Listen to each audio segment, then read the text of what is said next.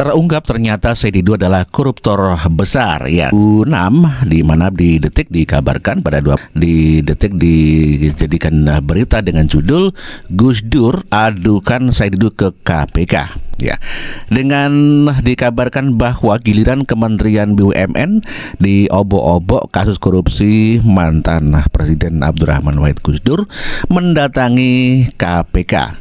Ternyata untuk melaporkan kasus itu. Orang yang dibidik sebagai pelaku adalah Sekretariat Menteri Negara BUMN Said Didu.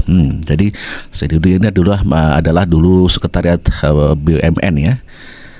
Tadi pagi saya pergi ke KPK diterima oleh Pak Ruri Taufikur Rahman Ruki, Ketua KPK, dan Riana Kasya, Wakil Ketua KPK. Diserahkan bukti-bukti yang saya anggap sebagai tindakan korup dan saudara Said Didu dari Said Didu ya, tindakan korup dari Said Didu, demikian kata almarhum Abdurrahman Wahid. Hal itu disampaikan oleh Gus Dur dalam acara tasyakuran di kediamannya di kawasan Pondok Munawaroh, Ciganjur, Jakarta pada Rabu 12 April 2006. Segera viral rekam jejak Said Gaduh. Ini hasil investigasi kami. Bongkar. Memiliki banyak rekam jejak busuk Said Didu dengan sengaja menggunakan fitnah sebagai alat untuk menekan banyak pihak. Seperti provokasi terhadap PIK 2, Said Didu menuduh pengembang membeli tanah dengan seharga 50.000 per meter.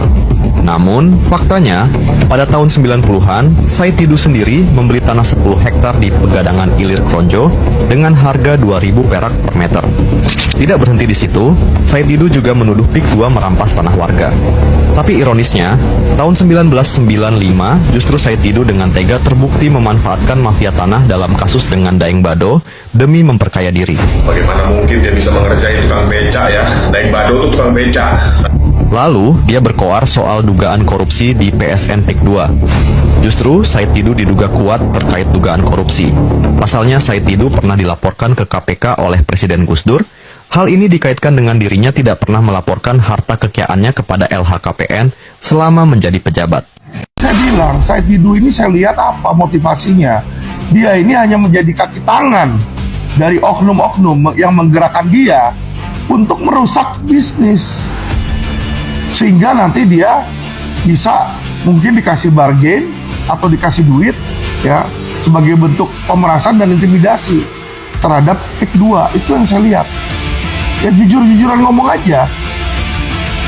Kalau nggak ada untungnya buat Said Didu, ngapain dia pusing-pusing bicara? Katakan pada saya bahwa terang aja Said Didu kencang, kan tanah di sana 10 hektar. Makanya dia suara kencang. Saya bilang kalau tanah dia 10 hektar di sana kenapa? Nggak boleh suara kencang. Dia membela hak dia, kalaupun ngomong soal 10 hektar tanah dia. Itu boleh banget, sangat boleh. Bahkan Islam menyebut bahwa orang yang mati karena mempertahankan hak-haknya dari orang-orang yang zalim, insya Allah mati syahid. Apalagi Said Didu memang bukan bicara soal 10 hektar tanah dia. Bukan rahasia lagi bahwa mereka mengirim utusan merayu Said Didu untuk memberikan uang kepada dia sebanyak 150 miliar rupiah untuk membayar tanahnya yang 10 hektar. Itu artinya setiap meter persegi dibayar 1,5 juta rupiah. Buktinya. Serangan terhadap proyek PSN PIK 2 bukan sekadar kritik biasa, melainkan gerakan politik terstruktur.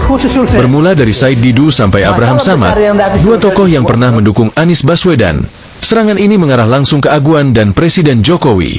Namun, ada satu sosok di balik layar yang patut dicermati, Jusuf Kalla atau JK, mantan Wakil Presiden RI. Sebagai politisi senior asal Sulawesi yang juga pernah berada di barisan pendukung Anies, keterlibatan JK dalam dinamika ini bukanlah isapan jempol. Benarkah ini strategi politik untuk melemahkan citra Jokowi di era pemerintahan Prabowo? Jika benar, maka ini bukan sekadar soal proyek atau kepentingan rakyat, melainkan langkah politik untuk menggoyang keseimbangan kekuasaan. Jokowi, meski sudah purna tugas, masih memiliki pengaruh besar, dan melemahkannya bisa menjadi strategi untuk membuka jalan bagi kepentingan tertentu. Uniknya, serangan terhadap PIK 2 ini jauh lebih masif dibandingkan kasus sengketa lahan lain yang lebih merugikan masyarakat. Jadi, gimana menurut Sobat News? Saya 2 hari lalu datang mau naik perahu di ini masih diusir preman, dan saya tiap hari hampir diusir preman di wilayah itu. Di wilayah itu. Di wilayah yang diakui bahwa ini wilayah. Dan saya kayaknya, Said Didu itu CCTV-nya itu kayaknya matahari jadi CCTV mereka. Jadi tapi bismillah saya akan berjuang karena ini bukan untuk kepentingan pribadi saya. Bang Karni, halo. Tunggu dulu, saya lagi nanya. Pada satu hari Pak Said Didu itu bikin di Twitter, ada tokoh besar yang tegas terhadap pelanggaran hukum reklamasi, tapi diam dan tidak komentar pelanggaran hukum di PIK 2. Siapa ini? Saya tidak usah menyebutkan namanya karena ini memang saatnya kita melihat ini juga uji siapa yang memperhatikan rakyat dan tidak memperhatikan rakyat gitu. Ini saatnya kita menilai karena kita juga tahu bahwa jasa tanda kutip yang oligarki ini sudah nitip jasa di mana-mana. Siapa tahu memang sudah karena jasanya ada sehingga diam semua. Dan saya agak lama loh Pak, nunggu partai bicara, alhamdulillah udah banyak bicara. Yang kita laporkan adalah pintu masuk untuk membongkar legalisasi perampokan negara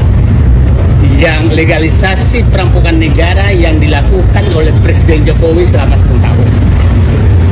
Legalisasinya banyak sekali melalui PSN, penyiaran tambang, pengambilan hutan, perkebunan, lahan dan lain-lain, itu pintu masuknya. Nah, PIK 2 itu adalah puncak gunung es terjadinya kehilangan aset negara yang diserahkan kepada pihak swasta lewat kewenangan yang melebihi kekuasaan yang melebihi kewenangan. Itu yang terjadi. Dan tadi saya meminta kepada KPK sederhana melihat berapa jalan, berapa sungai, berapa pantai, berapa irigasi yang sudah diambil alih oleh PIK 2, apakah ada ganti ruginya ke negara atau hilang begitu saja. Karena sudah berapa kecamatan habis. Jadi itu sederhana, cek di Google Earth apakah PIK 2 yang ada sekarang itu tidak mengambil laut. Siapa tahu sebenarnya sudah ngambil laut, yang kita persoalkan ini yang rencana diambil. Itu harus diperiksa semua. Kalau memang terjadi, maka itu harus kembalikan negara, dan siapa yang mengambil secara tidak sah, semua yang terlibat itu harus kena sanksi hukum, termasuk yang memberikan izin. Kita harus ingat bahwa saya berpendapat bahwa terjadi rekayasa besar di Pantai Indah Kapuk. 2016 Ahok menyatakan tidak mungkin Jokowi jadi presiden kalau bukan berkembang. 2016 Ketua Abdesi yang menyatakan, dan Abdesi ini adalah kepala desa yang di PIK 2, menyatakan mendukung Jokowi 3 periode. Di akhir masa jabatan Jokowi menerbitkan PSN PIK 2. Jadi sangat susah dibantah bahwa pusat kekuasaan pengendali Jokowi adalah PIK 2. Itu saya pikir.